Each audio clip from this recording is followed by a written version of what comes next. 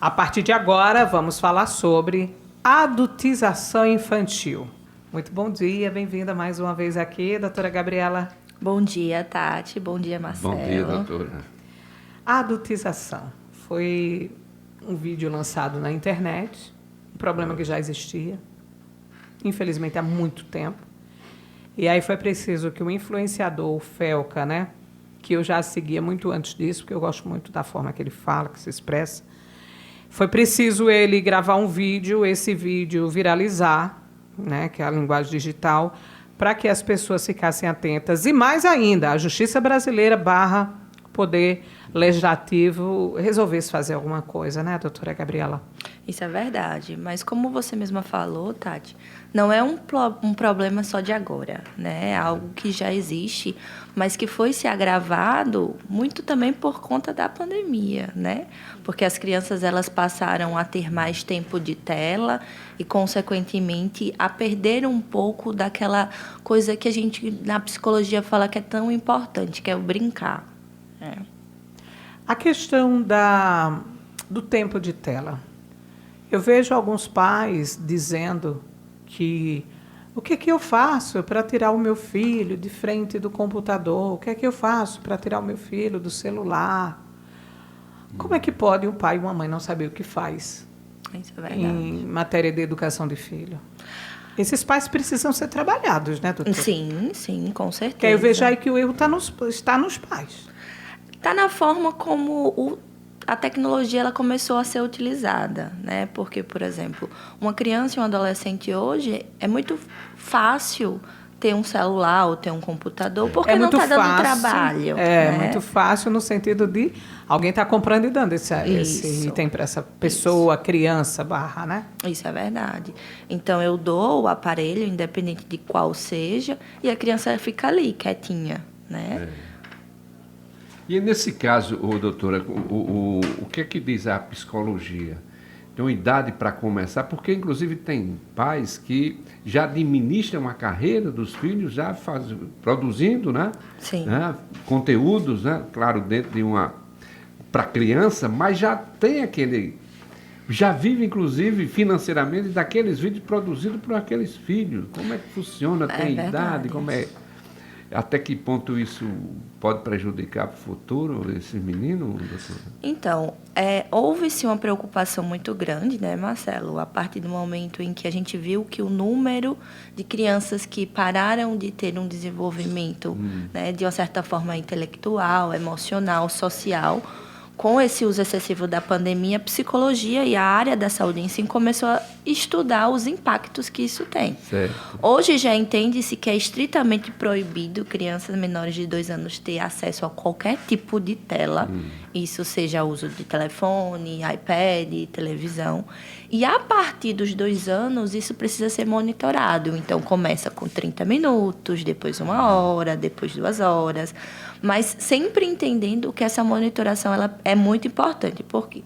Porque quanto mais tela eu uso, mais estímulo cognitivo eu vou ter. Então, coisas que são importantes como a neuroplasticidade para o desenvolvimento da criança, ela começa a se perder, porque ela está sendo hiperestimulada. Aqueles vídeos muito rápidos, aqueles flashes, aqueles vídeos muito curtos, a mim eles me irritam. Não no sentido comportamental, eles me irritam no sentido neurológico mesmo. Eu percebo que eu tenho uma irritação. Eles me cansam, incomodam a minha visão, aquela coisa muito rápida, aquelas imagens de flash. Então, mas a gente sabe que aquilo ali é um método. Eu que trabalho com produção de material audiovisual, eu sei que aquilo ali é um método para te prender. Sim. Mas isso vai destruindo o neurônio, né? É verdade. E também influencia em várias outras funções executivas, né? Principalmente a nossa capacidade de elaboração do que está sendo dito ali. Então, a gente se acostuma tanto a ter as informações tão rápidas e acaba não tendo aquele senso crítico do que é que está sendo passado aqui, né? Do que está querendo ser dito nesse vídeo que dura 30 segundos. Porque toda mensagem ela vai ter um significado. E será que essa rapidez ela está tendo, de uma certa forma, essa captação desse significado? Nem sempre acontece. Falava-se muito lá atrás de mensagem subliminar.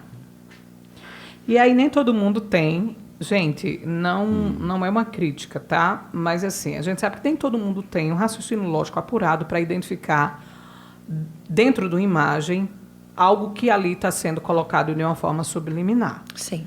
É tanto que alguns críticos, depois eles pegam o vídeo, começam a pausar e começam a falar, olha, aqui tem essa imagem, aqui tem essa outra, isso, quer dizer aquilo. Lá atrás se fazia-se muito nos filmes, nas publicidades, para a televisão, ou algo para o cinema. Só que hoje a gente está vendo aqui essa chuva de produção de conteúdo para as redes sociais, cheio de mensagem subliminar. Não só para nos induzir a comprar algo, mas até para induzir um comportamento nosso. Para o adulto já é bem nocivo. E para uma criança, doutora, eu queria que a senhora fizesse uma análise. Para uma criança estar recebendo essa enxurrada de mensagens subliminares, qual é o prejuízo que ela vai ter com o passar dos anos, quando ela for entrando na adolescência e depois vir aí a idade adulta? E aí a gente entra, né, Tati, no próprio tema. Porque o que vai acontecer quando a criança ela tem essa exposição muito precoce? Ela vai começar a ter o comportamento e vai desejar, por exemplo, produtos que não são da faixa etária dela. Né? Preocupações como, por exemplo, com status sociais, como eu estou me vestindo, com o corpo, que são questões que não são da faixa etária. Isso. Né? Então, quando a gente fala, por exemplo, sobre essas questões da propaganda, que muitas das vezes até os jogos online eles têm, né? Jogos online que crianças muito novas já jogam. Né? A gente tem que entender que, poxa, a criança ela está sendo exposta, muitas das vezes sem supervisão, àquele conteúdo, e isso vai gerar um comportamento, porque já gera no adulto. É verdade. Uma das coisas que me chamou a atenção outro dia, vendo um especialista na área de nutrição, ele falando a respeito do comportamento alimentar dos jovens de hoje em dia, né? Que eles se alimentam muito mal, principalmente esse pessoal da década de 80 para cá. E aí eu comecei a observar os filmes que nós mais consumimos, as séries que nós mais consumimos. Sim. São tudo coisas que vêm dos Estados Unidos. Não estou fazendo crítica ao país, até porque esse não é o caso. Mas eles comem muito hambúrguer, né? A comida deles é muito à base de fast food. E aí eu fui passar uma temporada em São Paulo recentemente e lá os jovens substituindo o almoço por fast food. E eu comecei a ver aquilo ali, uma repetição de muitas cenas que a gente via só nos filmes, que a gente via só nas séries. As pessoas saíam para almoçar hambúrguer. E aí hoje no Brasil a gente está vendo os jovens fazendo isso. Ou seja, lá atrás foi passada uma mensagem subliminar para esses jovens. Eles absorveram de uma forma inconsciente aquilo ali e hoje repete. Isso. E nós que éramos acostumados a comer arroz com feijão na hora do almoço, né, o tão famoso arroz com feijão, os nossos jovens estão sendo induzidos a comer hambúrguer na hora do almoço. E a gente está vendo a obesidade crescendo, as doenças terríveis, doenças cardiovasculares em pessoas jovens com menos de 40 anos morrendo. Sim. E aí, assim, é muito mais profundo, né, essa questão de adultizar uma criança, doutora? Com certeza, porque não é como, apesar da discussão ela ser algo que teve um boom agora, não é só de agora. Exato. Né? Até porque o próprio ECA, a gente sabe que agora com o projeto de lei que foi aprovado, nomearam o ECA digital, mas o próprio ECA ele já prevê que a criança e o adolescente ele precisa ser protegido. Então, a gente não sabe quem está do outro lado de uma tela, né? Então, consequentemente, essa discussão já é algo existente, porque a gente entende que, por exemplo, na minha época, por exemplo, não se tinha o uso de celular que tem hoje. Então, as gerações elas vão mudando a partir também da globalização e da tecnologia. Sim. Então, as preocupações elas são inovadas, né? Como você falou, existe essa questão alimentar, mas também essa questão da propaganda já é algo que foi proibido há muito tempo, né? Porque antes propaganda de cigarro era algo que passava explicitamente na televisão. Hoje já não existe mais, porque houve um prejuízo ali com essa propaganda no comportamento até mesmo infantil. Mas eu já percebo hoje, não tem a propaganda, mas eu já percebo hoje que vários personagens nas novelas voltaram a fumar. Sim, sim. Vários personagens a gente está vendo nas novelas fumando. Em filmes, muitos personagens de filme voltaram a fumar. Sim. Então, a gente nós que fazemos produção de rádio e TV, a gente sabe muito bem quem é que manda e desmanda, né? Que é o poder econômico, que chega e diz, olha, eu quero que você insira, e o pessoal está inserindo. Voltaram a inserir personagens fumantes. Uma coisa é você colocar aquele personagem fumante e no desenrolar daquele filme ou daquela novela, aquela pessoa desenvolveu uma doença grave e se fazer o link e dizer, ó, essa doença veio por isso e tal, e aí você está prestando um serviço. Mas aí quando você coloca só fumando ali, fica como se fosse charmoso e vai voltar o que acontecia lá nos anos 60 e 70, de personagens brilhantes para o público fumantes e que aí se repete isso. Sim. O galã sempre fumava, né, nas novelas. Ô, doutora, com relação à situação da tecnologia, ela chegou sem uma preparação, eu digo pelo seguinte, eu tive infância e foi maravilha, com certeza. Hoje, grandes eventos acontecem, um final de semana, por exemplo, para que os pais apresentem para os filhos aquilo que eles faziam quando não tinha celular. Sim. Então, o que é que diz a psicologia com essa chegada da internet? Sim. Hoje, o aniversário do menino é um celular, mas ele está pronto. O menino não tem infância, o menino não sobe no pé de manga, o menino não sobe no muro. O menino não come, não joga bola. O menino é no celular. É verdade. Até a imunidade é comprometida. É comprometida. Como é que... Nem o pé na areia bota. É um bota. trabalho para vocês profissionais, porque esses pais vão bater na porta de um profissional da psicologia. Sim, né? sim, é verdade. Não houve, assim, acredito, uma preparação para a chegada dessa... A tecnologia evoluiu rápido demais e o humano ficou, né? E a gente fica... Isso, Sensação que dá essa, né? Isso, é como se a gente não tivesse tido a preocupação desse olhar antes dessa infância ter esse acesso à internet. Né? Por quê? Por exemplo, quando eu nasci, não existia redes sociais. Não. Né? Mas hoje, a criança ela já nasce inserida dentro desse meio. Então, existe também uma questão até das relações infantis que hoje são baseadas no que você dança, no TikTok, no que você consome, no que você segue, né? Por exemplo, sobre esse processo da adultização infantil, a gente vê jogos online que você vê personagens com roupa muito sexualizada. Muito, extremamente. Você não tem criança mais. Isso tem que ser. Isso mesmo. A vida, erotização, né? A vida é uma dos etapa. gamers. Você tem criança, ele tem que viver como criança. Isso é verdade. Está faltando o quê, doutora, para a gente dar uma melhorada nessa sociedade? O que falta? O que precisa ser feito, além das leis? Eu falo a sociedade. O que nós, enquanto pais, pessoas, podemos fazer pelas nossas crianças para diminuir isso? O principal é a regularização e a fiscalização. Né? Eu sei e eu compreendo, porque eu atendo algumas crianças e adolescentes, que hoje existe uma necessidade. Por exemplo, meu filho ele vai para a escola, apesar de hoje na escola não poder mais fazer o celular. Chegou esse ponto da escola. Né? Fora ter que proibir. Né? Mas para comunicação é uma coisa que auxilia. Isso, né? Meu filho saiu com um colega, então eu preciso me comunicar. Mas isso precisa ser fiscalizado. E precisa, de uma certa forma, ter um cuidado de, fazer com que a criança entenda que... Porque muitas das vezes é como se fosse uma punição, né? Você está sendo fiscalizado, você só vai utilizar o horário do celular esse, mas a criança ela não entende o porquê disso, porque o coleguinha, o fulaninho, ele usa a hora que ele quer, né? Ele tem acesso ao momento que ele quiser o celular. Então, é muito da proteção com a criança, de você entender que preservar a infância é algo essencial para o desenvolvimento de um adulto saudável. O adulto ele só é saudável se ele passar por todos os processos da vida de uma maneira boa para ele, né?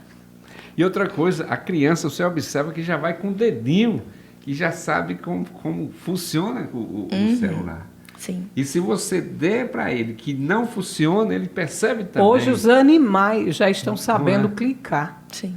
Já estão sabendo passar de página os animais. De tanto observar o humano fazendo, o animal está aprendendo, virar uma criança. Eu vou te dar um exemplo que aconteceu na minha família. Eu tenho um sobrinho que ele foi perseguido por um pedófilo. E aí teve processo, foi na delegacia e tal. E quando o delegado, quando meu irmão chegou lá, né, o delegado disse, como é que você deixa uma criança dessa idade usar um celular sozinho? Sim. Quem deu esse celular para essa criança? E aí realmente fica aquilo, na época acho que ele tinha entre 10 e 11 anos de idade. E aí ficou acordado que ele não teria, que ele só voltaria a ter telefone depois de um tempo. Foi cancelado o perfil que ele tinha. Sim. nas redes sociais, que é muito fácil. Chega lá, bota a idade qualquer que tenha, bota como se fosse maioridade e consegue a conta. Eu sei que na época a gente até questionou, né? Por que não faz como algumas plataformas mais sérias fazem? Quando você vai fazer um cadastro, elas pedem que você digitalize um documento e tire a foto colocando o documento ao lado para eles escanearem e ver que realmente é você. E aí as pessoas dizem que tem qualquer idade e vai lá, cria uma conta e tanto serve para você dizer que tem mais idade quanto menos idade. Sim. E aí o que diz que tem menos idade, a gente sabe que são pedófilos, para poder ter como isca ali jovens, adolescentes, e o que diz que tem mais idade é uma criança ou um adolescente que quer estar numa plataforma que não é apta para o contexto dele. Sim. Então, eu me lembro muito que, na época, uma das conversas, que já tem tempo, meu sobrinho agora, ele tem 16 anos. E aí, na época, foi conversado, né? Olha, não faça e tal. E ele ficou com muito medo, muito assustado. E, assim, só se descobriu isso que estava acontecendo porque ele comentou com um coleguinha, que comentou com a mãe, que percebeu a coisa e foi conversar com meu irmão e minha cunhada na época. Sim. Então, assim, ele estava sendo assediado na internet por alguém e ele começou a ficar com medo quando ele descobriu o que era, né? Aí teve que ir na delegacia. Mas a gente percebe, por exemplo, eu na época, quando os meus filhos eram pequenos, não vai ter celular. Só vieram ter celulares quando já tinha uma idade, acho que a partir dos 14, se eu não me engano, eu liberei celular.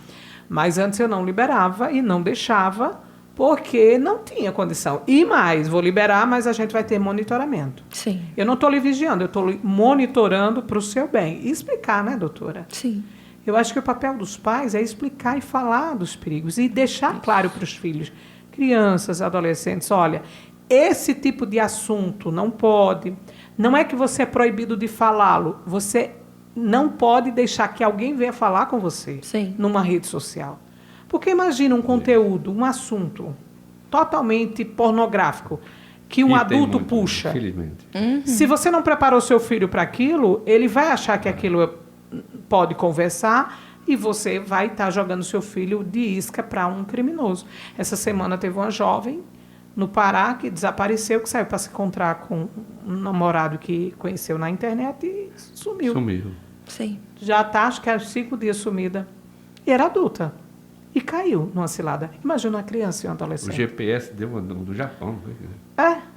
Aquele jovem que é o quê? Tráfico de órgãos. Aquele garoto de 14 anos que matou os pais. Sim. Que estava namorando uma menina que tinha 15 anos do Rio de Janeiro. A menina também já estava tramando matar os pais. Ele lá matou os pais e o irmão. Então, assim, você tem que ter. Se os pais tivessem monitorado o celular desse menino, se os pais tivessem monitorado o computador desse menino, no começo já teria visto a trama. Sim, sim. É muito difícil, né, doutora, a gente falar de um assunto tão polêmico. E outra coisa, Porque tem várias faces, né? Vários pontos para serem tomar falados. refrigerante não, é o desodorante. Bota no spray da Aquelas da competições. boca, Sim, competições. sim. As trends, né? Isso. Exatamente. Como é que a gente evita isso, doutor? É como estou colocando, Marcelo. Precisa-se ter monitoração e fiscalização, né? Hoje a gente sabe que com o vídeo do Felca deu um olhar muito mais necessário para esse assunto, mas é algo que já acontece há muito tempo, né? De maneira muitas das vezes sutis, por exemplo, a gente tem crianças que participam de competições de concurso de modelo, onde você vê a criança deixando de perder traços infantis para performar uma mulher, né? E existem vários documentários e filmes que relatam muitos processos dolorosos, né? Que essas crianças elas precisam viver, além da exploração sexual. Então, a monitoração e a consciência e entender, né? Como você começou falando, que o meu filho ele não é um recurso para eu ganhar dinheiro, um ponto. É um ponto muito necessário. E fora a discussão, a psicoeducação da sociedade. A sociedade ela precisa entender e compreender a preocupação e o dano que isso pode causar para os nossos jovens, para o nosso futuro, né, teoricamente. Você já tratou algum jovem que tivesse passado por algum tipo de problema numa rede social?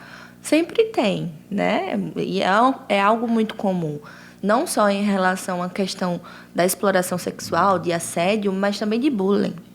Existe também esse processo muito inserido, né, de crianças que sofrem bullying nas redes sociais, que são criadas contas, plataformas para falar sobre essa criança.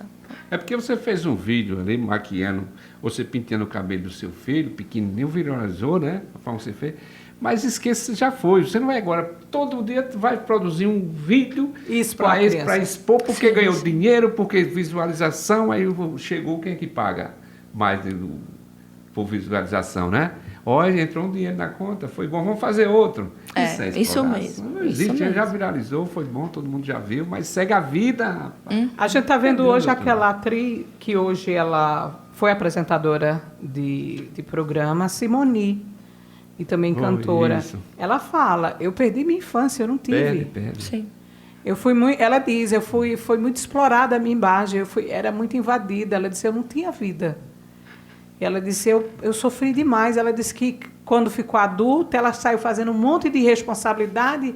E ela disse que para descobrir que aquilo ali era porque ela não teve infância, foi preciso vir o câncer, vir um tratamento, ir para psicólogos, para poder ela tratar, né, porque ela estava muito abalada por conta da doença, para ela entender tudo o que ela tinha feito lá atrás e entender que é porque não tinha tido infância. E ela buscava sempre aquela infância perdida. Sim.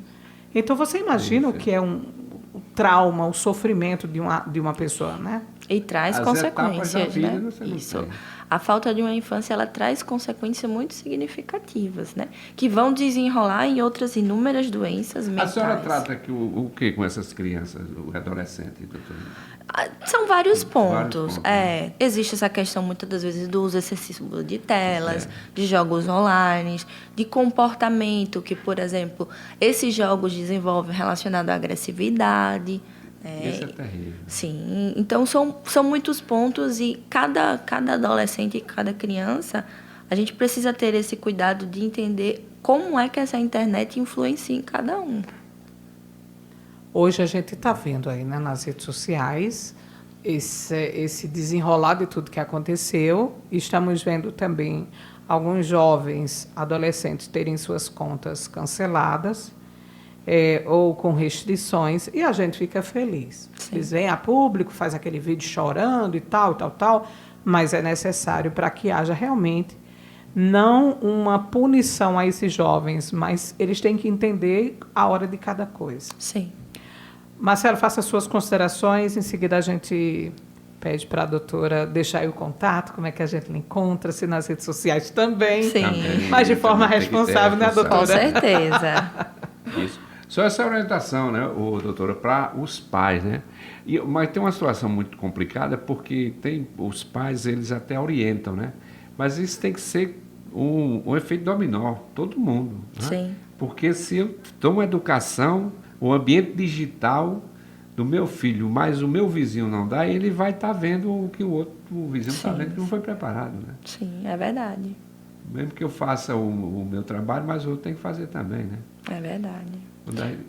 Quando a gente está o pai diz, não, mas o filho não pode, o filho pode do meu coleguinha lá na escola pode, pai, ele vai para ir sozinho. Não, mas você não vai. Isso acontece na internet também. Sim, e eu acredito que além dessa fiscalização, o diálogo familiar ele é muito importante. E não algo muito pontual. O diálogo dos pais com a criança, dos pais do adolescente, ele precisa acontecer o tempo todo. E sobretudo, né? Porque quem é a pessoa que, se eu passar por essa situação, eu vou contar? Meu pai e minha mãe.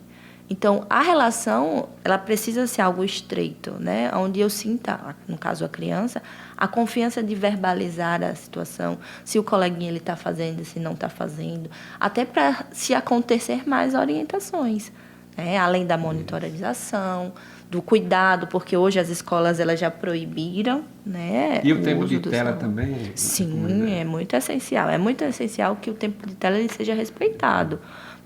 Por uma questão muito cognitiva. E o conteúdo? Com certeza também. Esse que tem que ser. Com né? certeza. Mais ainda. Mais ainda. A minha esposa, o meu sobrinho vão lá para casa, eles gostam do dinossauro, né? Como toda criança, né?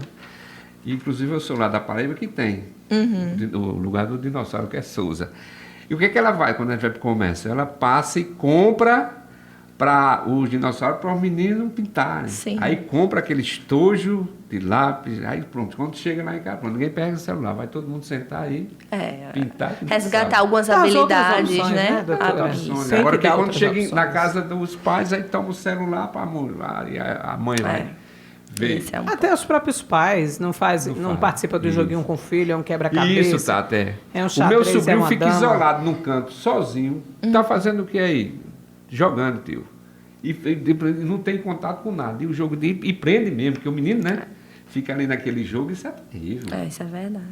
Doutora Gabriela, a gente agradece muito a sua presença. Nosso muito obrigada. Volte mais. Já tinha tempo que não tinha vindo aqui, né? Não é, Tati? E Bastante o assunto é tempo. muito em voga, que enquanto a gente está conversando, alguém está Cometendo um crime. cometendo crime e alguém está melhorando essa tecnologia, né? Ah, sempre, sempre.